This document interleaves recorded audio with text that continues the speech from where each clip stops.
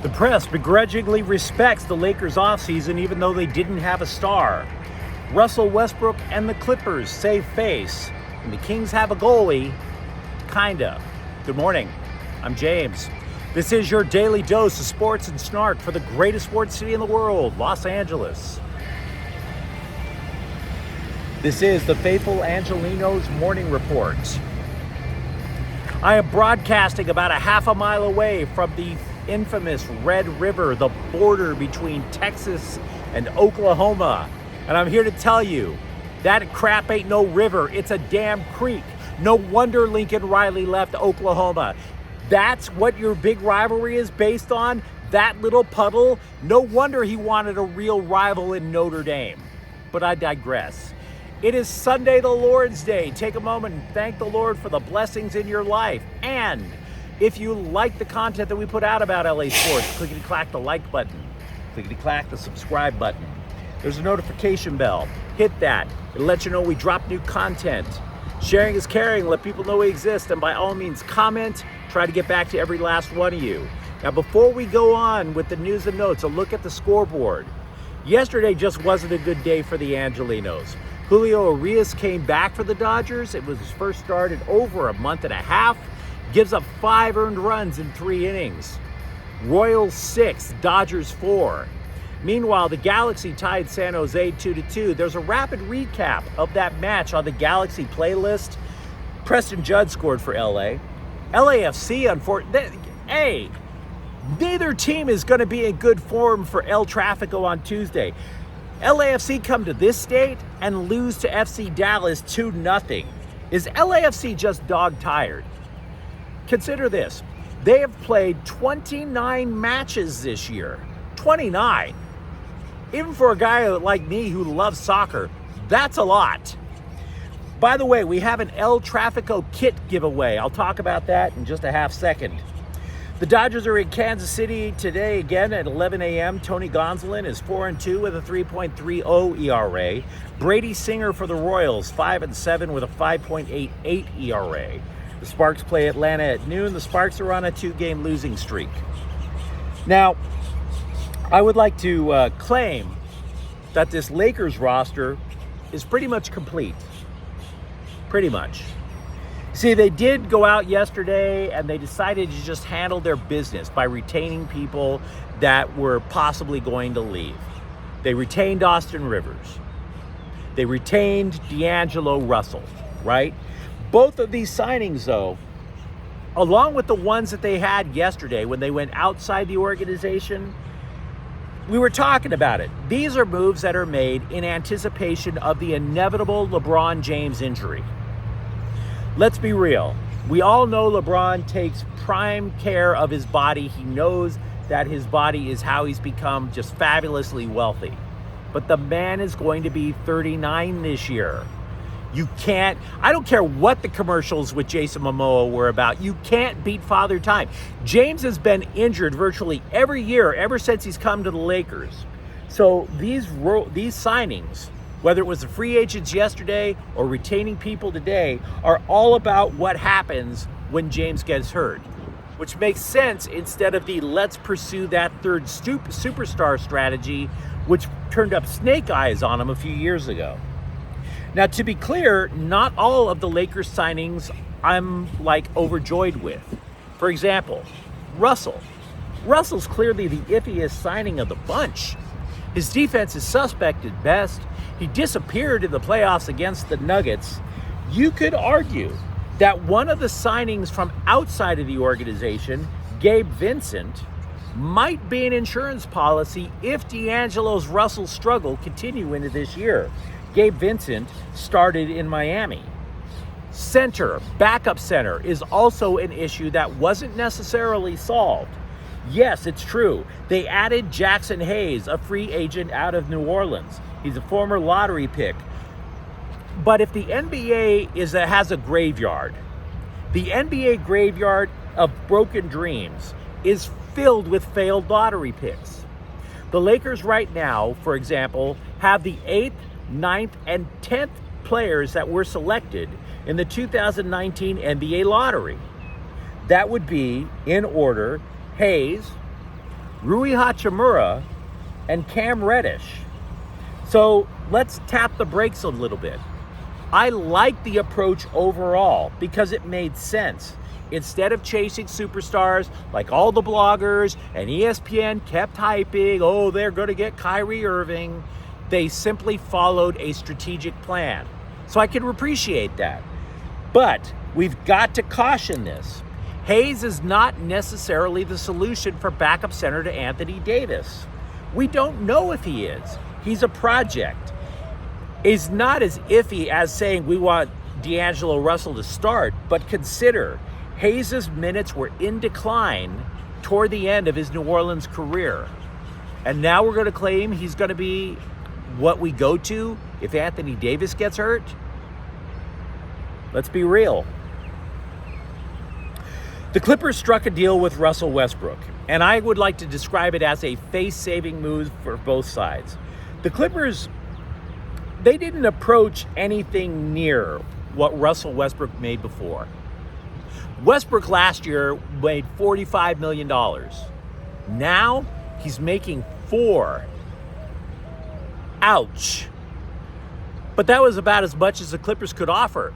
The only thing, it's barely above minimum wage. Now that would have been a slap to the face for Russell Westbrook, period.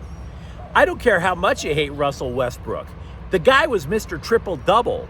Can you really take a guy who made $45 million and say, we're going to pay you minimum wage? Of course not. You've got to give him whatever you can afford, which may not be much considering the fact that the Clippers are super over the salary cap. Besides, he was a good fit with the Clippers. So for Russell Westbrook, he doesn't become a minimum wage player. That's kind of a face-saving move. And for the Clippers, it's a face-saving move because they weren't really in a position to land a big name. It might happen. I'm extremely skeptical. I don't think they make a good trade partner with Philadelphia to land James Harden. And again, we're talking about being super over the salary cap. Yes, I am aware that Damian Lillard is now on the trade market too. I get that. But Damian Lillard prefers Miami. So the Clippers aren't exactly front runners for that one either. The Clippers also, by the way, yesterday traded 2 second-round draft picks to the Houston Rockets for forward K.J. Martin. The dude was, at the end of last year, considered the Rockets' starting small forward. But Houston then drafted Cam Whitmore earlier this week. So Martin, who was on a lousy Rockets team, is on the outs. Welcome to L.A. We've been talking at length for the last few weeks about the Kings and who the hell is going to start in goal. Eunice Korpisalo was traded for at the trade deadline. He became a free agent. The Kings didn't like what they saw out of Korpisalo in the playoffs against the Oilers, and Korpisalo then left the Kings. He signed yesterday with the Ottawa Senators. So the Kings were up against the salary cap. What do? Well, they added a goalie. And it's a goalie that you've heard of if you follow hockey. But the reason you've heard of this goalie is Cam Talbot has played for 7 NHL teams. In other words, he's not that great. This is not the big solution the Kings need in net. Cam Talbot signed for $1 million. Do you know who makes more than Cam Talbot in net? Phoenix Copley. He makes $1.5 million. So all the money that the Kings forwarded to their forwards, to their defensive players, they spent $2.5 million on their top 2 goalies combined. That's not a solution. Look, if anything, this harkens back to when I was a kid watching the Kings. The Kings were loaded at forward. They had a few defensemen that you liked. And you had to hope that the Kings scored 5 times to even have a chance at winning. That's what this roster honestly looks like to me right now. The Kings, by the way, also brought back a couple of old favorites. Jarrett Anderson-Dolan, who was an in-house free agent. And then they signed Trevor Lewis. Had a good run with the Kings, signed with Calgary. They're bringing him back. Clayton Kershaw threw a little bit on Saturday. If you recall, he has inflammation in his shoulder. After the throwing session, he described it as, quote, just okay, unquote, which isn't exactly positive. The LA Times then speculated by claiming that the Dodgers are probably going to put him on the injured list. I don't know if that's going to happen, but ask yourself, if Clayton Kershaw goes on the injured list, and we know Julio Urias stunk up the joint yesterday in Kansas City, of all places, who the hell is the Dodgers ace? Who? Emmett Sheehan? The guy's been in the major leagues for a month. How's that for a promotion? Wow. Hey, stop me if you've heard this before. USC football added a defensive recruit for the class of 2024. Gee, I haven't said that a lot over the last month. Defensive lineman David Pale, or is it Pali? If you look at the spelling of the name, good luck. The guy's a 3-star prospect from Pennsylvania. The addition lifts USC up to number 6 in the national recruiting rankings for 2024. And it also signals another couple of trends here. The player is big. USC, the coaching staff, they knew the defensive line was just simply too small to compete on the national stage, which is, by the way, how they got steamrolled by Utah, and then after that, steamrolled by Tulane. So the message sunk in, beef up. They're doing that. But the other thing that it signals is this.